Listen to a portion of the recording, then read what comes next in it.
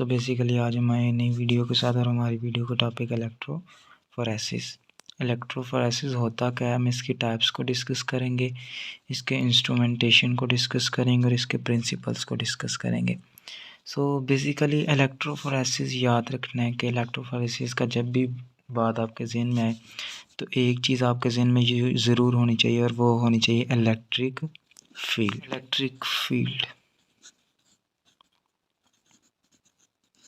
क्योंकि ये सारे का सारा जो प्रोसेस होगा वो एक एक्सटर्नल इलेक्ट्रिक फील्ड की मौजूदगी में होगा क्या बेसिकली कि जो हमारे पास चार्ज मैक्रो मॉलिक्यूल्स होंगे जिनके ऊपर चार्ज होगा उनको किसी भी इलेक्ट्रिक फील्ड के अंदर हम करेंगे प्लेस, और वो क्या करेंगे, जो हमारे पास मूव करेंगे पॉजिटिव या नेगेटिव पोल की तरफ बेस करता है उनके चार्ज के ऊपर कि कौन सा चार्ज होगा उनके ऊपर। फॉर एग्जांपल अगर हमारे पास न्यूक्लिक एसिड है तो उसके ऊपर हमारा कौन सा चार्ज होता है, नेगेटिव चार्ज, तो वह मूव करेगा, हमारा माइग्रेट कर जाएगा टुवर्ड्स एनोड। इसकी दो टाइप्स जो हमारे पास हैं मेन, एक हमारे पास स्लैब इलेक्ट्रोफोरेसिस है और सेकंड हमारे पास है capillary electrophoresis. Slab electrophoresis and capillary electrophoresis, ये दो टाइप्स जो हैं हम इनको डिटेल से ज़रा देखेंगे। देन उसके अलावा दो चीज़ें जो इसकी हैं, एक हमारे पास इसका प्रिंसिपल एंड सेकंड हमारा इसका इंस्ट्रूमेंटेशन, यानी कि किन किन चीज़ों के ऊपर मुश्तमिल है, उन चीज़ों को भी हम डिटेल से डिस्कस करेंगे। लेकिन उससे पहले ज़ाहिर सी बात है हमें इसकी डेफिनेशन, इसको डिफ़ाइन करना पड़ेगा, इसकी डेफिनेशन क्या है।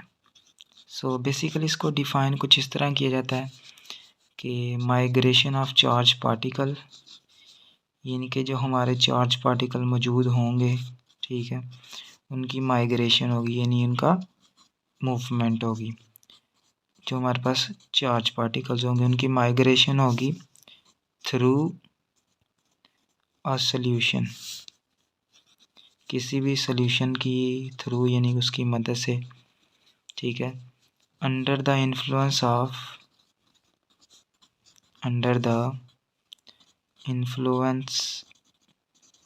ऑफ एक्सटर्नल इलेक्ट्रिक फील्ड, यानी कि हमारा जो इलेक्ट्रिक फील्ड होगा वो कौन सा होगा, एक्सटर्नल होगा, बेरोनी की, यानी कि किसी भी बेरोनी इलेक्ट्रिक फील्ड की मौजूदगी में जो हमारे पास चार्ज पार्टिकल होंगे, ठीक है, एक सोल्यूशन के थ्रू वो क्या करेंगे, माइग्रेशन करेंगे। इस प्रोसेस को हम क्या कहते हैं, इलेक्ट्रोफोरेसिस कहते हैं।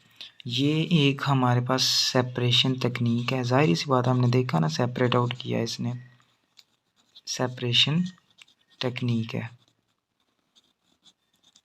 और आम तौर के ऊपर चार्ज की बेस के ऊपर अगर हम इलेक्ट्रोफोरेसिस करते हैं, पॉजिटिवली चार्ज जो हमारे पास आ रहे हैं, ठीक है, और यहाँ अगर हम करते हैं नेगेटिवली चार्ज जो हमारे पास है पार्टिकल्स आ रहे हैं, ठीक है जी, इनको हम कैटायन कहते हैं, इनको एनायन कहते हैं।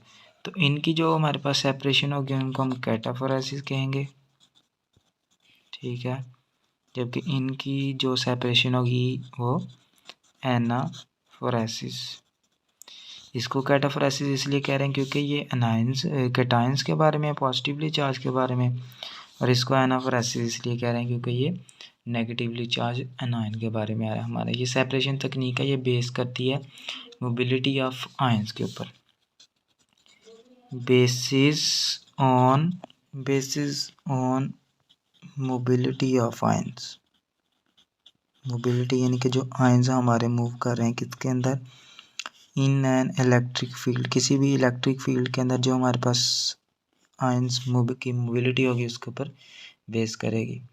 तो पॉजिटिवली चार्ज जो आयन होंगे वो हमारे पास माइग्रेट करेंगे एक नेगेटिव इलेक्ट्रोड की तरफ, और जो नेगेटिवली चार्ज आयन होंगे वो मूव करेंगे पॉजिटिव इलेक्ट्रोड की तरफ। ये बेसिस है हमारे पास एनालिटिकल तकनीक जो हमारे पास केमिस्ट्री में यूज़ की जाती है मॉलिक्यूल्स को सेपरेट आउट करने के लिए।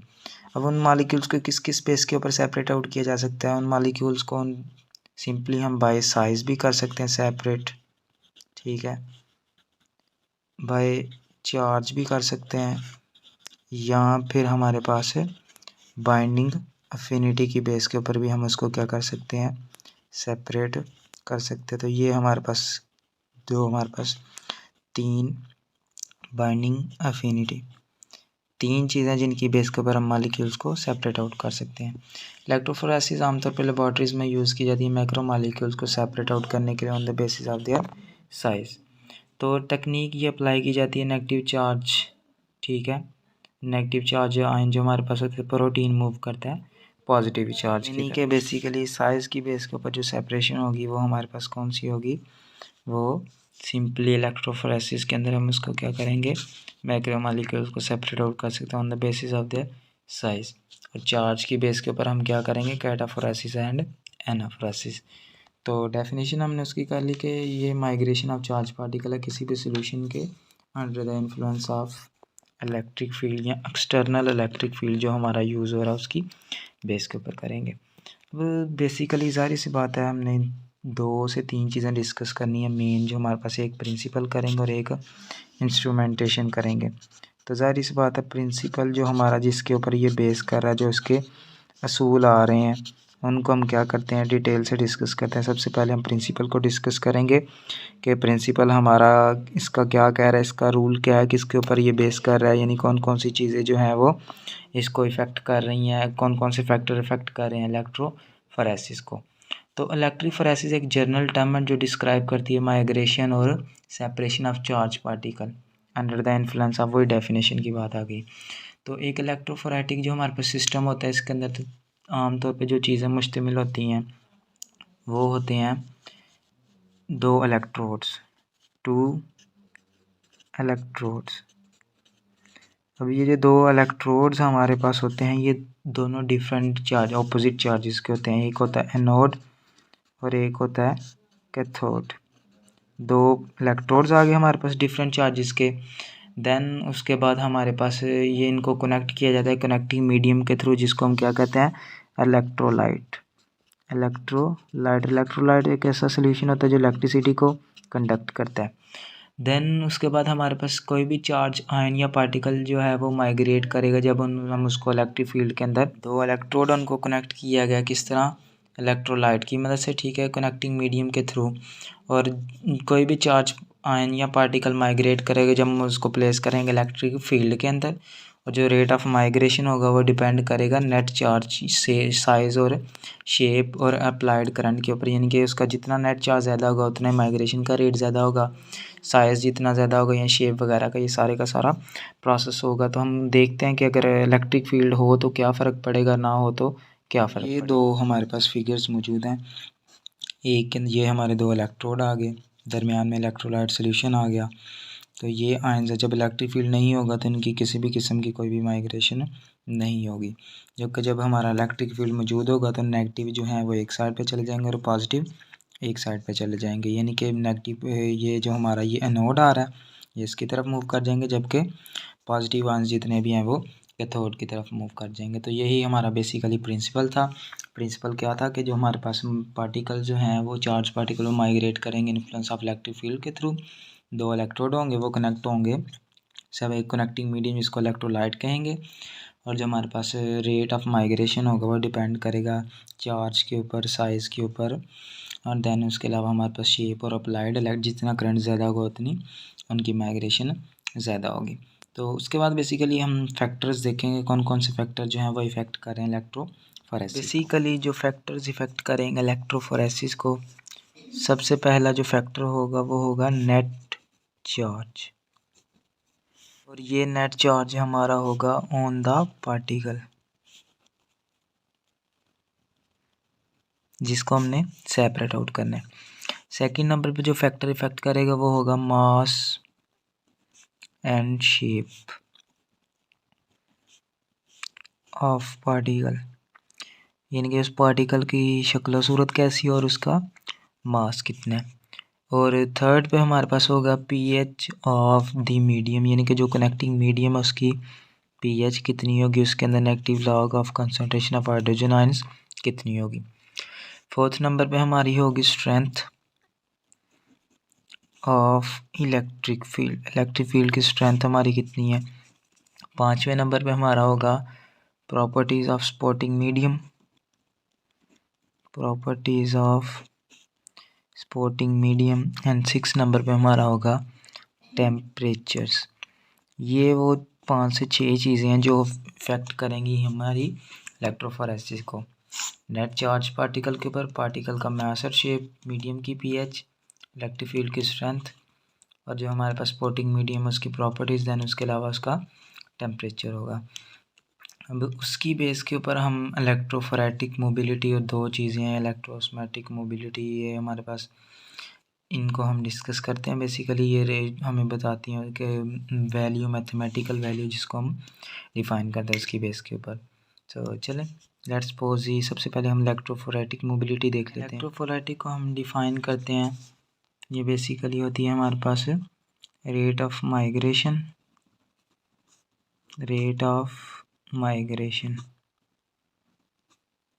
यानी कि वो जो हमारे पास चार्ज पार्टिकल, और ये रेट ऑफ माइग्रेशन होती है सेंटीमीटर पर second per unit field strength, और ये हमारे पास फील्ड है, ज़ाहिर सी बात इलेक्ट्रिक फील्ड वोल्ट की फॉर्म के अंदर आएगी ओवर सेंटीमीटर। और ये हमारा जो म्यू होगा जिसको हम इलेक्ट्रोफोरेसिस कहेंगे वो हमारे पास होगा Q/6 पाई r ईटा। ये जो म्यू है ये हमारे पास होगी इलेक्ट्रोफोरेटिक मोबिलिटी, ठीक है। Q हमारा होगा नेट चार्ज, पाई कांस्टेंट है, R हमारा होगा रेडियस ऑफ सल्यूट, और ईटा हमारे पास होगी विस्कोसिटी ऑफ मीडियम, ठीक है। यानी कि जो हमारा म्यू होगा वो इक्वल होगा Q/6 pi r eta, electrophoretic mobility, net charge, ionic radius of solute and viscosity of medium. जो इलेक्ट्रोफोरेटिक मोबिलिटी है वो डायरेक्टली प्रोपोर्शनल नेट चार्ज के, यानी कि जितना हमारे पास नेट चार्ज हमारे पास ज़्यादा होगा उतनी ही इलेक्ट्रोफोरेटिक मोबिलिटी ज़्यादा होगी। पहला रिलेशन ये आ गया। दूसरा ये इन्वर्सली प्रोपोर्शनल होगी मॉलिक्यूलर साइज़ के, यानी कि जो रेडियस है साइज़ है उसके उतनी इन्वर्सली, जितना साइज़ ज़्यादा उतनी ये कम, जितनी ये कम उतना ही साइज़ ज़्यादा। और उसके अलावा ये हमारे पास इन्वर्सली प्रोपोर्शनल होगी विस्कोसिटी जो हमारे पास आ रही है, ठीक है, कितनी थिकनेस है उसकी। जो pH होगी सोल्यूशन को अफेक्ट करते हैं मोबिलिटी ऑफ आयन को डिटरमाइन करके उसकी अमाउंट, ठीक है, और nature of charge. Proteins for example protein, nucleic acid और न्यूक्लियोटाइड्स या अमाइनो एसिड जो होते हैं ना, ठीक है, वो क्या करते हैं, चार्ज पोलर ग्रुप्स होते हैं, ठीक है, जो सुइटेबल बनाते हैं उनके लिए इलेक्ट्रोफोरेसिस के लिए। ज़ाहिर सी बात है ना, उनके अंदर सेपरेट ग्रुप्स बन जाते हैं न्यूक्लिक एसिड के अंदर वगैरह वगैरह। तो pH हमारे पास इफ़ेक्ट करती है मोबिलिटी ऑफ आयन को, किस तरह, उसकी अमाउंट और नेचर ऑफ चार्ज को डिटरमाइन करके। तो ये हमारी थी इलेक्ट्रोफोरेटिक मोबिलिटी जो थी rate of migration per unit field strength, ठीक है। तो ये हमने चीज़ें भी डिस्कस की है, डायरेक्टली प्रोपोर्शनल किस किस के थी और इन्वर्सली प्रोपोर्शनल किस किस चीज़ के। हमारा इलेक्ट्रोऑस्मोटिक फ्लो था, इसमें हमारा जो बेसिकली डिस्कस क्या किया जाता है, मोशन ऑफ लिक्विड जो इंड्यूस की गई है किसी भी अप्लाइड पोटेंशियल से अक्रॉस अ पोरस मटेरियल। वो पोरस मटेरियल हमारे पास कैपिलरी ट्यूब भी हो सकती है या मेम्ब्रेन भी हो सकती हैं, और भी काफ़ी चीज़ें हमारे पास हो सकती हैं जिनकी बेस के ऊपर हम क्या कर सकते हैं, उसको मोशन ऑफ लिक्विड को स्टडी कर सकते हैं। देन इसके अंदर हमारा कौन कौन सा अपरेटस यूज़ किया जाएगा, तो अपरेटस के अंदर बेसिकली हमारे पास सबसे पहली चीज़ जो होती है वो होती है बफर टैंक। और बफर टैंक के अंदर हम क्या कर सकते हैं, इसके अंदर बफर रखते हैं। सेकंड नंबर पे हमें बफर चाहिए होगा। थर्ड पे हमें चाहिए जी इलेक्ट्रोड्स, 2 तरह के, एक कैथोड और एक एनोड, ये प्लाटिनम या कार्बन का बना हुआ होना चाहिए। नंबर 4 पे हमारे पास एक पावर सप्लाई हो और एक सपोर्ट मीडिया। फिगर के अंदर भी हमने देखा था 2 इलेक्ट्रोड्स थे, ठीक है, वो कनेक्ट थे कनेक्टिंग मीडियम के थे जिसको इलेक्ट्रोलाइट कहा था, एक पावर सप्लाई थी, बफर सॉल्यूशन, और हमारे पास इलेक्ट्रोड्स आ गए। ये सारी की सारी चीज़ें हमने अपरेटस के अंदर फिगर के अंदर देखी थी। इसके बाद बेसिकली इसकी इंस्ट्रूमेंटेशन वगैरह आ जाती हैं, एप्लीकेशंस वगैरह आ जाती हैं। तो इससे पहले हम इंस्ट्रूमेंटेशन देखेंगे, ठीक है। वो किस तरह हम यूज़ करते हैं, क्या क्या प्रोसेस करते हैं उसके अंदर। इंस्ट्रूमेंटेशन के अंदर आमतौर पे हम ये क्या यूज़ करते हैं कि जो हमारे पास जेल इलेक्ट्रोफोरेसिस के इंस्ट्रूमेंट होते हैं ना, जो उनको यूज़ किया जाता है आमतौर पे सेपरेट आउट करने के लिए न्यूक्लिक एसिड, ठीक है, एंड प्रोटीन्स को। तो यही हम चीज़ें डिस्कस करेंगे कि न्यूक्लिक एसिड और प्रोटीन्स को किस तरह हम सेपरेट आउट करते हैं जेल इलेक्ट्रोफोरेसिस इंस्ट्रूमेंट के थ्रू, ठीक है, on the basis of their size and charge. ये आमतौर पे फोरेंसिक मॉलिक्यूलर बायोलॉजी होगी, ठीक है, जेनेटिक्स होगी, माइक्रोबायोलॉजी लैब्स होगी, तो वहाँ पे यूज़ किए जाते हैं। जेल इलेक्ट्रोफोरेसिस इंस्ट्रूमेंट जो होते हैं वो यूज़ किए जाते हैं आमतौर पे डीएनए सैंपल्स को कंपेयर करने के लिए, ठीक है, डीएनए सैंपल्स को रन करने के लिए और कंपेयर करने के लिए हमारे पास जेल जो इलेक्ट्रोफोरेसिस होते हैं इसको यूज़ किया जाता है। ये दो बेसिक टाइप्स जो जेल इलेक्ट्रोफोरेसिस की हमारे पास हैं वो अवेलेबल हैं। एक हमारे पास आती है हॉरिजेंटल, ठीक है, हॉरिजॉन्टल जेल इलेक्ट्रोफोरेसिस, ठीक है, और एक हमारे पास होती है वर्टिकल जेल इलेक्ट्रोफोरेसिस, ठीक है। एक हॉरिजॉन्टल होगी और एक वर्टिकल होगी। अब डिस्कस करके देखेंगे कि इसको हॉरिजॉन्टल क्यों कहा गया, इसको वर्टिकल क्यों कहा गया। हॉरिजॉन्टल जेल इलेक्ट्रोफोरेसिस इंस्ट्रूमेंटेशन के थ्रू सैंपल को हम वेल्स के अंदर प्लेस करते हैं, ठीक है, और एक साइड जो जेल होती है मूव करती है इलेक्ट्रिक करंट के थ्रू अदर साइड की तरफ। तो जो हमारे पास बेसिकली चीज़ें बनती हैं वो कुछ इस तरह की बनती हैं कि वर्टिकल वर्जन जो होता है वो भी सिमिलर मैनर के अंदर है, लेकिन उसके अंदर क्या होता है हमारे पास सैंपल्स जो होता है वो लोड किया था टॉप के अंदर और बॉटम की तरफ मूव करता है। इसमें क्या होता है कि एक साइड से दूसरी साइड की तरफ जाता है, ठीक है, जबकि इसके अंदर जो सैंपल होता है वो हमारा क्या होता है कि सैंपल टॉप के ऊपर उसको लोड कर दिया जाता है और वो क्या करना शुरू कर देता है हमारा, वो आमतौर पे मूव करता है बॉटम की तरफ। इसलिए वर्टिकल का मतलब ऊपर से नीचे की तरफ और ये हॉरिजॉन्टल ऐसे सीधा होता है साइड्स के इस तरफ से एक साइड से दूसरी साइड की तरफ। वर्टिकल जेल इलेक्ट्रोफोरेसिस जो होता है ये हमारे पास स्मॉलर जो फ्रैगमेंट होते हैं डीएनए को, ठीक है, उनको रिजॉल्व कर सकता है। क्या कर सकता है?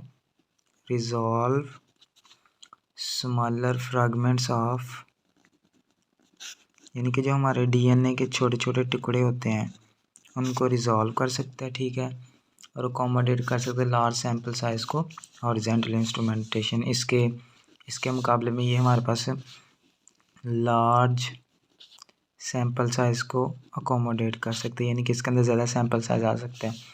अदर थिंग्स जो हमारे पास कंसीडर होनी चाहिए वो क्या है कि जब हम चूज़ करते हैं जेल इलेक्ट्रोफोरेसिस इंस्ट्रूमेंट को, वो नंबर है और कैपेसिटी ऑफ वेल्स है, और ये हमारे पास अगर टाइम्ड है या अनटाइम्ड प्रोग्राम्स होंगे तो उसकी बेसिस पे हम क्या करेंगे, उसके इंस्ट्रूमेंटेशन को चले हम डिस्कस कर लेते हैं। बेसिकली ये चलें जी, लेट्स सपोज हमारे पास आ गए इधर फिगर की मदद से हम क्या करेंगे, एक तरफ कैथोड लगा लेंगे, एक तरफ एनोड लगा लेंगे। इधर हमारी आ जाएगी पावर सप्लाई, ठीक है, इधर आ गई पावर और इधर आ गया हमारा ये पावर की कनेक्शन है दो चीज़ों के साथ। ये हमारा आ गया एनोड, ये हमारा आ गया कैथोड। ये नेगेटिवली चार्ज आ गया, ये पॉजिटिवली चार्ज आ गया। इसको हमने क्या किया है, इस तरह कोई एक हमारा सोर्स रेजरवायर था, ठीक है, सोर्स रेजरवायर, और ये भी इलेक्ट्रोड जो हमारा था ये डेस्टिनेशन रेजरवायर है, ठीक है, डेस्टिनेशन रेजरवायर। यहाँ पे हमारा क्या होगा, एक सैंपल मौजूद होगा, ठीक है, और इधर हमारा एक है डिटेक्टर, ठीक है, जबकि ये हमारा बेसिकली यहाँ पे कहीं पे होगी कैपिलरी ट्यूब। ये हमारा कैपिलरी ट्यूब है इलेक्ट्रोफोरेसिस की इंस्ट्रूमेंटेशन। नीचे पावर सप्लाई, एक तरफ एनोड कैथोड, एक तरफ सोर्स रेजरवायर होगा, एक तरफ डेस्टिनेशन रेजरवायर, यहाँ सैंपल है, यहाँ पे डिटेक्टर मौजूद होगा। तो यही हमारा टॉपिक था बेसिक इलेक्ट्रोफोरेसिस का। आज के लिए इतना ही। अपना ख्याल रखिएगा, चैनल को सब्सक्राइब ज़रूर कीजिएगा। अल्लाह हाफ़िज़।